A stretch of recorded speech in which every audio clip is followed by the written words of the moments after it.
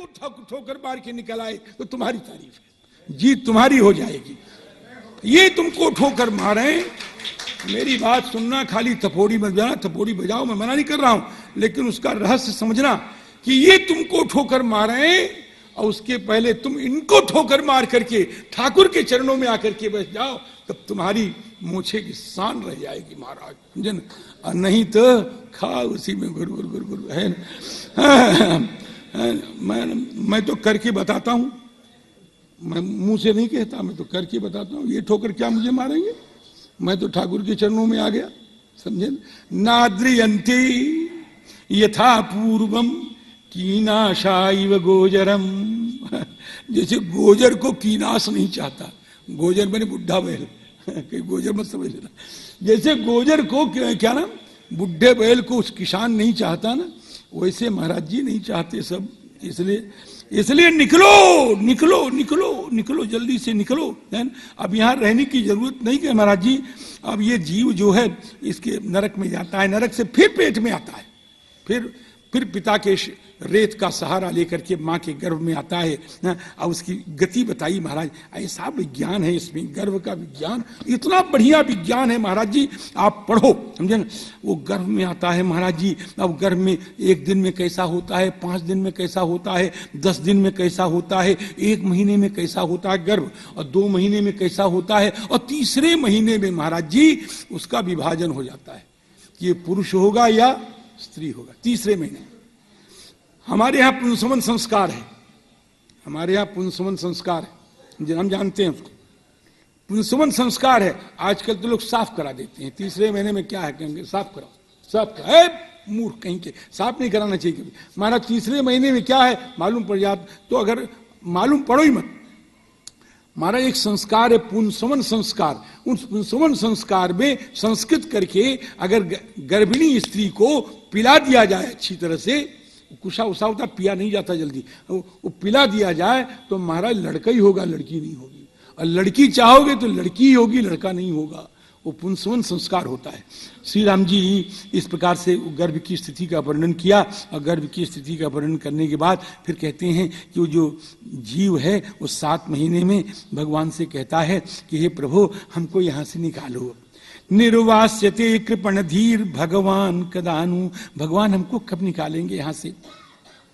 एक बार तो कहता है भगवान हमको कब निकालेंगे, सुनो अभी अभी प्राण आया है, वो कहता है कब निकालेंगे, विरुद्ध बात है यहाँ पर। एक बार तो कहता कब निकालेंगे, निर्वास्यते कृपण धी भगवान, तो घबरा जाता है, व्याकुल हो जाता है, तो कहता कब निकालेंगे।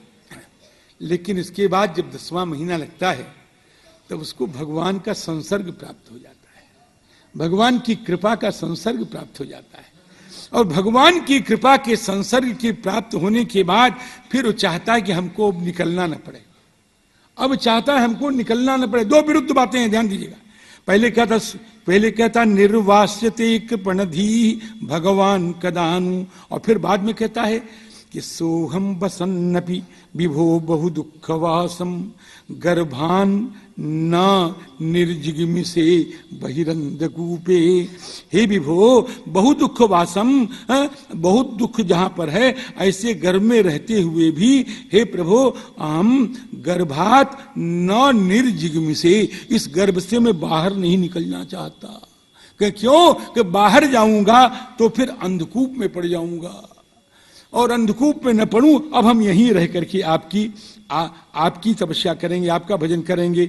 यत्रोपयातम उपसर्पति देव माया, बाहर जाऊंगा तो देव माया उपसर्पति व्यापनोति, इसलिए महाराज हम तो यहीं रहेंगे, ऐसा स्तोत्र करता है। फिर वो बाहर आता है, और बाहर आने के बाद ये गर्भ स्थिति का वर्णन किया, जीव की स्थिति का वर्णन किया, और अंत में भगवान श्री कपिल देव समापन करने जा रहे हैं अपने भाषण का। और समापन करते करते कहते क्या है, ध्यान दीजिए, फिर वही मैया कहे, हाँ मैया श्रुतानुभावम शरणम ब्रज। देखिए अब समापन भाषण है, श्रुतानुभावम शरणम ब्रज भावे न भामिनी, हे भामिनी श्रुतानुभावम शरणम ब्रज। जिसका आपने अनुभव सुना, जिसका आपने प्रभाव सुना, उसके शरण में जाओ। कैसे? भावेन, भक्ति भावेन शरणम ब्रज, उसके शरण में ब्रज बने जाओ। भगवान भी ऐसा कहते हैं, गीता में भी कहते हैं। क्या कहते हैं? मामेकम शरणम ब्रज, मेरे शरण में आओ। यहां भी कहते हैं शरणम ब्रज, यहां कहते हैं शरण में जाओ, वहां कहते हैं शरण में आओ। प्रश्न है, महाराज हम लूले लंगड़े लुंज बुंज, हम तो ना आ सकते हैं और ना जा सकते हैं, हमारे लिए क्या विधान है आपके पास? हमारे लिए क्या विधान है? तो कहते तुम्हारे लिए एक विधान है। क्या विधान है? कि मामेकम शरणम ब्रज, है श्रुतानुभावम शरणम ब्रज। ये ब्रज का मतलब क्या है? ब्रज गदौ धातु है। तो ब्रज गतौ में क्या होगा अर्थ?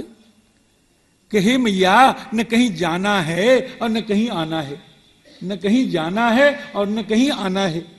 फिर कब घर में बैठे बैठे, स्थान पर बैठे बैठे, आंखों से अश्रुधारा बहाते हुए और भावे न भक्ति योगे न माम परमात्मानम एकम अद्वितीयम श्री कृष्णचंद्रम शरणम गच्छ। गच्छ मने ब्रज, ब्रज मने गच्छ, गच्छ मने अवगच्छ, अवगच्छ मने निश्चित। निश्चय कर लो कि भगवान ही शरण्य है और कोई दूसरा शरण्य हो ही नहीं सकता है। आ गई समझ में? सबके शरण में आ गई, समझ में आ गई। अनेक घर बैठे बैठे निश्चय कर लो कि भगवान के अतिरिक्त और कोई शरण्य है नहीं, भगवान के अतिरिक्त और कोई शरण में जाने योग्य है नहीं। अब आप भगवान चाहे जो वामन हो, नृसिंह हो, नारायण हो, कृष्ण हो, राम हो, जो भी आपके आराध्य हो, कभी आराध्य को बदलना मत। याद रखना, किसी के बहकावे में आना मत। जो भी आपके आराध्य हैं, उन आराध्य के शरण में निश्चय कर लो कि भगवान नंदन नंदन श्याम सुंदर ब्रजेंद्र नंदन मुरली मनोहर श्री कृष्णचंद्र से बढ़ करके कोई शरण नहीं हो सकता। भगवान रघुनंदन रामचंद्र दशरथ नंदन श्री मर्यादा पुरुषोत्तम से बढ़कर के शरण कोई हो नहीं सकता। ऐसा निश्चय कर लो। श्रुतानुभावम शरणम ब्रज भावेन भामिनी। हे मैया, हे मैया, वो बड़े अभागे हैं, वो बड़े अभागे हैं जिन्होंने भगवान की कथा नहीं सुनी है भैया। और भगवान की कथा छोड़ करके और दूसरी कथा सुनते हैं हो। हाँ, यहाँ तो बढ़िया कथा हो रही है, तो चले गए दूसरे जगह। हाँ, तो वहां क्या सुन रहे हैं? क्या वहां गाना सुन रहे हैं? अरे क्यों? अरे क्या उस कथा में क्या रखा है? खाली संस्कृत का श्लोक है तो बोलता है, उसमें कुछ रखा उखा तो है? हाँ, ऐसा कुछ नहीं है। समझे? एक हमारा बड़ा अच्छा श्रोता था महाराज, समझे, अभी आया था, समझे, ये वृंदावन में आया था। तो कहें कि महाराज पहले वाला रस नहीं है। हम कहें क्या नहीं रस है? उसने रामायण सुनी थी हमारी। तो कहें उसमें तो सब समझ में आता था, यहाँ तो श्लोके झाड़ झाड़ बोलते रहते हैं आप, तो समझ में नहीं आता मेरे। हम क्या समझने की कोशिश करो तब न समझोगे। हैं नूनम दैवेन बिहता ये चाच्युत कथा सुधाम, जो अच्युत की कथा सुधा को नहीं प्राप्त करते हैं और उसको छोड़ देते हैं, हित्वा अशृण्वन्ति असद गाथा। महाराज जी, नूनम दैवेन ते बिहता, वो बड़े अभागे हैं महाराज।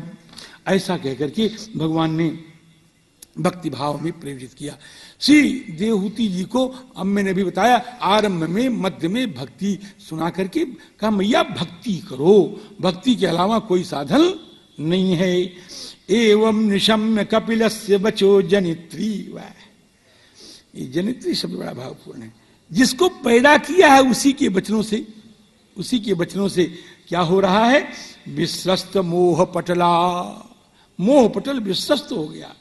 विश्रस्तम मोह पटलम आवरणम यस्या, है ना, आवरण समाप्त हो गया, आवरण छिन्न भिन्न हो गया। हमारे आवरण छिन्न भिन्न हो गया है? लोग कहते हैं मल विक्षेप आवरण रहता है ना, मल रहता है, विक्षेप रहता है, फिर आवरण होता है। तो बड़े बड़े इसके लिए साधन बताते हैं महाराज जी, मल कैसे दूर हो, विक्षेप कैसे दूर हो, आवरण कैसे दूर हो। और हम कहते हैं सज्जनों, किसी के बहकावे में मत आना। आवरण के दूर होने का केवल एक उपाय है, भगवान की भक्ति। भगवान के भक्ति से बढ़कर के आवरण के दूर होने का कोई और उपाय है ही नहीं। ये देख लो, ध्यान दीजिए। जब विश्वस्त मोह पटला तम अभिप्रणम्य तुष्टाव तत्व विषयांकित शुद्ध भूमि। भगवान से कहते बेटा बेटा कहे हाँ कि तू मेरे पेट में था ना?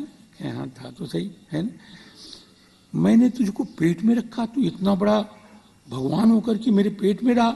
अच्छा अच्छा मैं समझ गई, तू वैसे ही मेरे पेट में रहा जैसे महाप्रलय में एक बट के पत्ते पर तू रह जाता है, वैसे तू मेरे पेट में रहा। अब मैं समझ गई। सत्वम भ्रतो में, अपने प्रश्न अपने उत्तर। सत्वम भ्रतो में जठरेण नाथ कथन्नु यस्योदर एतदासीत् विश्वम युगान्ति बटपत्र एकः शेतेस्म माया शिशु रंग्रिपान। समझिए। और बेटा तेरा नाम तो बड़ा महत्वपूर्ण महत्व वाला है। कैसा है कि तेरा नाम कोई ले ले, तेरा नाम संकीर्तन कोई कर ले, तेरी कथा को कोई सुन ले और तेरा नाम संकीर्तन कोई कर ले, तुम्हारे चरणों में कोई प्रणाम कर ले हैं, और तुम्हारे चरणों में कोई, तुम्हारे चरणों का कोई स्मरण कर ले, तो क्या होता है? कहें यन्नामधेय श्रवणानुकीर्तनात्, यन्नामधेय श्रवणानुकीर्तनात् और यत् प्रभवणाद् यत् स्मरणादपि क्वचित। तो क्या होता है उसे कि स्वादोपि सद्य सवनाय कल्पते। जो स्वाद है, स्वाद माने कुत्ता खाने वाला, जो कुत्ता खाने वाला है वह भी सद्य तुरंत सवनाय कल्पते। सवनाय माने, सवन माने यज्ञ का फल, सवनाय कल्पते माने यज्ञ फल भाग भुग भवति, यज्ञ के फल को प्राप्त करने वाला हो जाता है। कुतः पुनस्ते भगवन्नु दर्शनात्। राम जी, भगवान ने कहा कि हे मैया, इस भक्त योग से आप बड़ी सुंदर गति को प्राप्त कर लेंगी। और ऐसा कहकर के माता से आज्ञा मांगा, मैया जाऊं, मैया मैं जाऊं, मैया से आज्ञा ले रहे हैं, मैया जाऊं अब। मैया है तो ब्रह्मवादिनी, अभी बहुत उपदेश भी सुना है, लेकिन बड़ी मुश्किल से कहा, सुमात्रा ब्रह्मवादिन्या कपिलोनुमतो ययौ अनुमतः कपिलः ययौ। चले गए। अब माता की हालत क्या है? किंचित चकार वदनम पुत्र विश्लेषणातुरा। माता का मुख सूख गया, माता का मुख उदास हो गया, माता के मुखड़े पर वियोग की छाया आ गई। पति तो छोड़ के चले ही गए थे, बेटियां अपने अपने घर में चली गईं, एक बेटा था, आज बेटा भी चला गया। महाराज जी, माँ रोने लग गई, माँ फपक फपक के रोने लग गई। महाराज, ज्ञात तत्वाप्यभून नष्टम वत्से गौरीव वत्सला तमेव ध्यायतीम देवम अपत्यम कपिलम हरिम। भगवान कपिल का ध्यान करने लग गई और भगवान कपिल सीधे यहाँ से जाकर के गंगा सागर जाते हैं और वहाँ पर भगवान का पूजन हुआ है। महाराज जी, सिद्ध चारण गंधर्व मुनि अप्सराएं ये सब के सब भगवान की स्तुति कर रहे हैं कपिल की, और समुद्र महाराज ने उनको अपने यहाँ स्थान दे दिया। सिद्ध चारण गंधर्वैः मुनिभिश्चाप्सरो गणैः स्तूयमाना समुद्रेण दत्तार्हण निकेतनः। इस प्रकार से महाराज जी कथा चतुर्थ स्कंद में चल रही है। मैत्रेय उवाच यम मनोस्त शतरूपायम तिस्वायाम तिस्रः कन्याश्च जज्ञिरे आकूतिर्देवहूतिश्च प्रसूतिरिति विश्रुताः। राम जी, श्री राम जी 3 कन्याएं थीं, मनु और शत्रुपा की 3 कन्याएं थीं। एक का नाम आकुति, एक का नाम देवहूति और एक का नाम प्रसूति। देवहूति का चरित्र तो मैं अभी आपको सुना के आया हूं तीसरे स्कंद में, अभी आया। और आकुति जो है उनका विवाह जो है राम जी पुत्रिका धर्म से श्री राम जी पुत्रिका आकृतिम रुचये प्रादात, रुचि प्रजापति को ब्याह कर दिया पुत्रिका धर्म से। पुत्रिका धर्म का मतलब कि बेटी तो हमारी है और जो संतान पहला हो वो हमारा है, यही पुत्रिका धर्म दे दिया। और महाराज उसके बाद उन आकुति से कौन उत्पन्न हुआ महाराज जी?